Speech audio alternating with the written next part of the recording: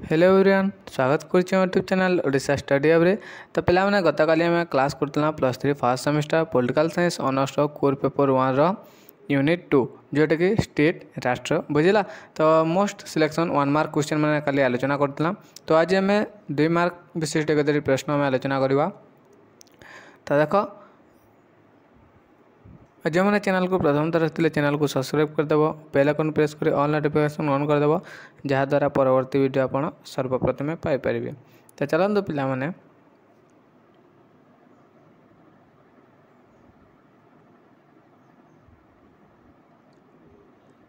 तो देख पे रही प्रथम प्रश्न, राष्ट्र अर्थ कौन, व्हाट इज स्टेट। तो पिला माने जो मैंने इंग्लिश से भी जदि चाहूच इंग्लिश से क्लास करने तो ये जो राष्ट्र अर्थ कौन, व्हाट इज स्टेट, तो जाके गूगल रे पेस्ट कर दियो व्हाट इज स्टेट। तो इंग्लिश से क्वेश्चन आंसर मैंने पलि आस बुझला। तो बहुत पिला ओडिया मीडियम रे एग्जाम देते तो बहुत सारा कमेंट आसी था ओडिया सर क्लास करूँ, ओडिया सर क्लास करूँ। तो देख पिला माने ओडिया रे मैं क्लास करूँ बुझला। राष्ट्र अर्थ कौन, व्हाट इज स्टेट। तो जो मैंने इंग्लिश से चाहते तो गूगल रे पेस्ट कर दियो व्हाट इज स्टेट, तो तार आंसर पलि आस बुझला। तो देख राष्ट्र अर्थ कौन, व्हाट इज स्टेट। साधारणतः राष्ट्र व स्टेट राजनीति विज्ञान केन्द्रबिंदु। तो राजनीति विज्ञान केन्द्रबिंदु होची राष्ट्र बुझला। सामाजिक जीवन में राष्ट्र गुरुत्वपूर्ण भूमिका निर्वाह करते। पुरातन ग्रीक सभ्यतार राष्ट्र को नगर राज्य बोली कहुला। रोम सभ्यतार राष्ट्र को सिरिटासा बोली कहुला। तो देख पे जो साधारणतः राष्ट्र राजनीति विज्ञान एक केन्द्रबिंदु अटे। सामाजिक जीवन राष्ट्र गुरुत्वपूर्ण भूमिका निर्वाह करते। पुरातन ग्रीक सभ्यतार राष्ट्र को नगर राज्य बोली कहुला बुझला। जो पुरातन ग्रीक सभ्यतार राष्ट्र को नगर राज्य बोली कहुला। रोम सभ्यतार तो देख रोम सभ्यतार राष्ट्र को सिरिटासा बोली कहुला। तो रोम सभ्यतार कौन कहुला राष्ट्र को सिरिटासा एटा मन रखि था सिरिटासा। दार्शनिक प्रथमे राष्ट्र शब्दर बहुल व्यवहार करते। दार्शनिक प्रथमे राष्ट्र शब्दर बहुल व्यवहार करते। तांको मतरे राष्ट्र एक क्षमता केन्द्र जहाँद्वारा राजनैतिक कार्य संपादित होता है। एक निर्दिष्ट सीमारेखा मध्य बसवास करुवा जनसमष्टि स्वीकृति प्राप्त सरकार द्वारा शासित होई जो राजनैतिक संगठन गठन करते राष्ट्र कहुए। क्लियर। तो आम नेक्स्ट देखा आम रही अच्छी राष्ट्र उपादान गुड़िक कौन, what are the elements of state. What are the elements of state. तो देख राष्ट्र संज्ञा को अनुशीलन कले, राष्ट्र संज्ञा को अनुशीलन कले जना जाए जे राष्ट्र 4टी उपादान रही। तो राष्ट्र 4टी उपादान रही सेगुड़िक है जनसंख्या, सीमारेखा, सरकार और सार्वभौमत्व बुझला। पॉपुलेशन, गवर्नमेंट और सोवरेनिटी। तो जनसंख्या, सीमारेखा, सरकार और सार्वभौमत्व। आधुनिक जुगरे प्रायतः मिलित जातिसंघ गठन पर राष्ट्रर पंचम उपादान सृष्टि होता। तो आधुनिक जुगरे जो प्रायतः मिलित जातिसंघ गठन होता तापर राष्ट्रर पंचम उपादान सृष्टि होता यथा अंतर्देशीय स्वीकृति जोटा कि इंटरनेशनल रिकग्नाइजेशन। आधुनिक विश्व व्यवस्था गोटे राष्ट्र समस्त 4टी उपादान थिले मध्य अंतर्देशीय स्वीकृति बिना पूर्ण राष्ट्र मर्यादा पाई न थाए बुझला। जो आधुनिक विश्व व्यवस्था गोटे राष्ट्र समस्त 4टी उपादान थिले मध्य अंतर्देशीय स्वीकृति बिना पूर्ण राष्ट्र मर्यादा पाई पारिबो नाही बुझला। तो नेक्स्ट देखिबा आमे जनमंगल राष्ट्र कौन, what is welfare state. What is welfare state, जनमंगल राष्ट्र। तो जो राष्ट्र तार प्रत्येक नागरिक को सर्वनिम्न जीवन यापन पर सुविधा प्रदान करता है ताहाकू जनमंगल राष्ट्र बोली कहुए। टी.डब्ल्यू. केंट तांको भाषा कहले जो राष्ट्र नागरिक मानू बहुविध सामाजिक सेवा प्रदान करता है ताकू जनमंगल राष्ट्र बोली कहुए। जनमंगल राष्ट्र व्यक्तिगत और समाजवाद एक मध्यम पंथा अटे। यह योजना और मिश्रित अर्थनीति विश्वास करता। तो देख पे जनमंगल राष्ट्र कहले कौन बुझ।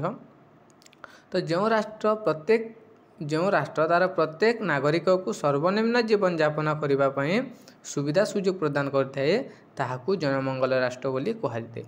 तो टी.डब्ल्यू. केंट कहले भाषा जो राष्ट्र नागरिक मान बहुविध सामरिक सेवा प्रदान करता जनमंगल राष्ट्र बोली कहुए। क्लियर। तो जनमंगल राष्ट्र व्यक्तिगत और समाजवाद एक मध्यमपंथी अटे। तो परवर्ती प्रश्न अच्छी देख, राष्ट्रर दैवी सृष्टि सिद्धांत कौन? What is divine theory for formation of state? तो देख, राष्ट्रर उत्पत्ति संपर्क में दैवी सृष्टि सिद्धांत होची सर्वपुरातन सिद्धांत।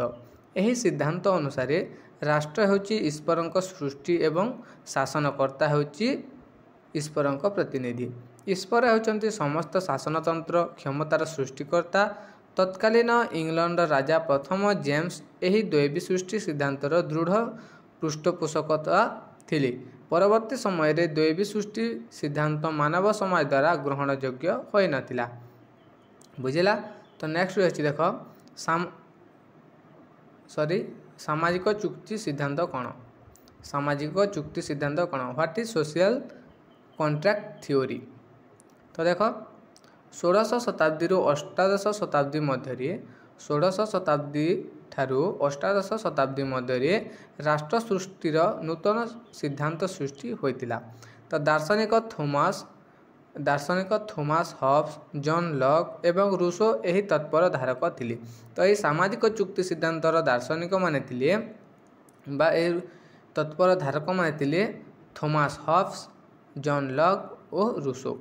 तो ये तीनोटी व्यक्ति थिले, तीनोटी दार्शनिक थिले यही सामाजिक चुक्ति सिद्धांतर धारक। तो समाज रे बसवास करथबा जनसाधारण परस्पर मध्य राजीनामा बा चुक्ति संपादन कर राष्ट्र सृष्टि करथिले। तो समाज रे जो बसवास करुले जनसाधारण से परस्पर मध्य राजीनामा बा चुक्ति संपादन कर राष्ट्र सृष्टि करथिले। राष्ट्र सृष्टि पूर्व जनसाधारण प्रकृति राज्य में बसवास करथिले। तो राष्ट्र सृष्टि हेबा पूर्व जनसाधारण माने प्रकृति राज्य में बसवास करथिले। एथिरे कोनोसी नियम नीति नियम नथिला। श्रृंखलित जीवनचर्या को ग्रहण करने मनुष्य प्रकृति राज्य परिहार करी सामाजिक चुक्ति बल राष्ट्र सृष्टि करथिला। तो यहाँ थिला सामाजिक चुक्ति सिद्धांत। नेक्स्ट होची विवर्तनवाद सिद्धांतर अर्थ कौन? What is evolutionary theory? What is evolutionary theory? तो देख, राष्ट्रर उत्पत्ति संपर्क में जिते गुड़िए सिद्धांत आलोचित होता है यह मध्यरु विवर्तनवादी सिद्धांत अधिक ग्रहण योग्य होता है। यही सिद्धांतर प्रवक्ता माने हेले गेटेल, गार्नर, बजेहट, स्पेंसर, हाउस इत्यादि। तो सेमानक मतरे राष्ट्र सृष्टि निमंते एकाधिक कारक दायी अटे। राष्ट्र तत्क्षणात् सृष्टि न हेले क्रमे क्रमे विकसित होते ज्ञाति, संपर्क, धर्म, अर्थनैतिक गतिविधि, बल और राजनैतिक चेतना द्वारा राष्ट्र गठित होते हैं। बुझिला। नेक्स्ट, राष्ट्र और समाज, स्टेट एंड सोसाइटी देखिबा में। तो प्रथम समाज गठन पर राष्ट्रर परिकल्पना कर जायतिला। प्रथमे समाज गठन पर राष्ट्रर परिकल्पना कर जायतिला। राष्ट्र एक राजनैतिक व्यवस्था होइतिबा बेले समाज एक सामाजिक व्यवस्था अटे। बुझिला। तो देख, एटा मन रख, मोस्ट इंपोर्टेंट क्वेश्चन पिलाने एटा तुम एग्जाम रे निहाती पड़ो 100%।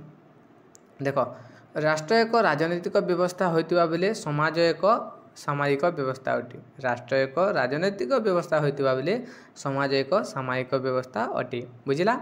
राष्ट्रर निर्दिष्ट सीमा रेखा थिबा बेले समाजर कौनसी सीमा सरहद नाही। बुझिला। तो राष्ट्रर निर्दिष्ट सीमा रेखा थिला बेले समाजर कौनसी सीमा न थाए। समाज समस्त प्रकार मानवीय कार्यकलाप को संपर्क सहित जड़ित थिबा बेले राष्ट्र केवल राजनैतिक संपर्क उपर पर्यवसित थाए। समाज व्यापक होइतिबा बेले राष्ट्र एक सीमित संस्था अटे। राष्ट्रर सार्वभौम क्षमता थिबा बेले समाजर सार्वभौम क्षमता न थाए। तथापि राष्ट्र एवं समाज मध्य परस्पर परिपूरक अटंती। बुझिला। तेरा कन्फ्यूज हेबो नै। Most important 2 mark question. Next, राष्ट्र एवं सरकार, स्टेट एंड गवर्नमेंट। तो ये गोटे देख मोस्ट इंपोर्टेंट क्वेश्चन। तो ये दुईटा को घुसी दी तो पूरा। देख, राष्ट्र को परिचालना करने एक सरकार निहाती आवश्यक अटे। तो राष्ट्र को परिचालना करने गोटे सरकार निहाती आवश्यक अटे पिलाने।